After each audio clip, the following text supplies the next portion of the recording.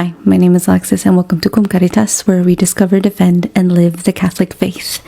And this is my conversion story. So I was born in the Philippines to two Filipino parents, and when I was a baby, I was baptized into the Catholic Church. My parents are, however, Mormon. They still are Mormon today. And the reason why they baptized me into the Catholic faith is basically because of tradition.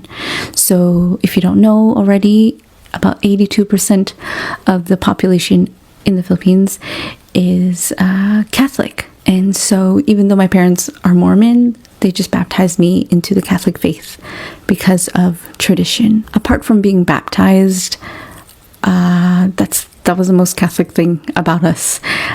We never went to Mass. I never had, I was never confirmed. I never had First Communion, etc. None of that. I was just baptized into the faith.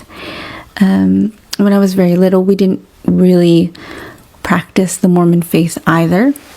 I remember believing in God, praying from time to time, but we never lived as Mormons when I was very young.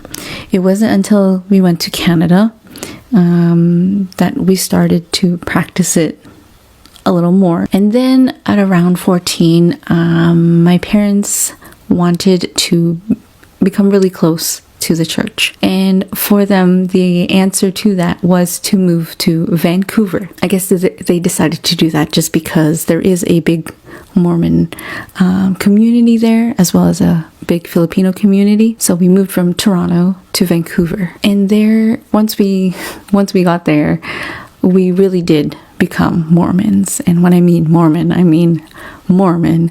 The type of Mormons that would go to church 7 days out of 7 days of the week. And I'm not exaggerating. So, for example, my schedule would be during the week, from Monday to Friday, before school, I would go to seminary, which is like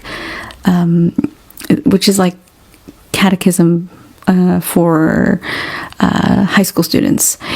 And that would be around 45 minutes in the morning, something like that, right before school. And then we would have after school activities sometimes, young men, young women's night, dances, and then we had the church service for 3 hours on Sundays. And we were just like every typical Mormon family, that we really lived in this Mormon community, and everybody around us was Mormon, and we were very active in the community. And I even became the My Mates president at one point, and we were just very, very involved. And I myself, I can't speak for everybody else in my family, but I became a very, very devout Mormon. I guess the term that they have, you would consider me a Molly Mormon, which is just, a very, very devout Mormon girl. And so we lived that way for about 2 years. I went to the temple. I did baptism for the dead. I went to Joseph Smith camps. and then about 2 years later, my parents decided that Vancouver was a little too relaxed and that they wanted to move back to Toronto. And I was devastated. I didn't want to go. I just started making friends, establishing myself, and my church life as well was very rooted in the area we were in, and I just didn't want to leave, teenage hormones. But regardless of how I felt and how my brother and sister felt, we left Vancouver and went back to Toronto. It wasn't long after that that I had a falling out with the church. At this time, I was actually trying to pursue a career in acting. I did everything I had. I went to all these programs, I auditioned, and something about all of these programs, one thing that unites them a lot of the times, that they all had the same kind of ideologies. And a lot of the ideologies would contradict my beliefs that I had as a Mormon, as a Christian in general. I know that there are many people that think that Mormonism is not Christian, but Mormons, when you are Mormon, you do consider yourself as a Christian. So That's beside the fact. But there were many things that I was starting to not believe about the Mormon faith, and I just started to think differently. I think at that age in general, teenage years, that's when you just start questioning things that you have learned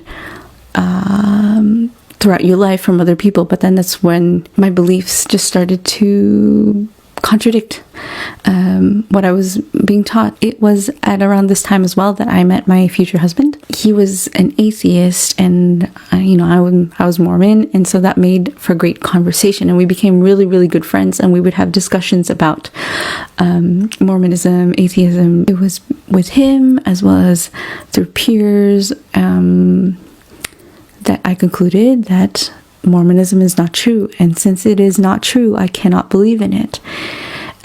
And from that point on, I started to live my life as an atheist, but not in the sense, I never shouted out to the world like, oh, look at me, I'm an atheist. It was really just, I stopped going to church. I stopped doing church activities. I stopped praying. So it was more like that, just not thinking about God, but not necessarily exclaiming to the world that I'm an atheist. So fast forward, 2014, I've been married for 3 years. I now live in France, and my husband, who, like I said, was atheist, started showing signs of interest in the Catholic Church. For me, it was a little bizarre. I said, hold on a second, you're atheist, you helped me become an atheist.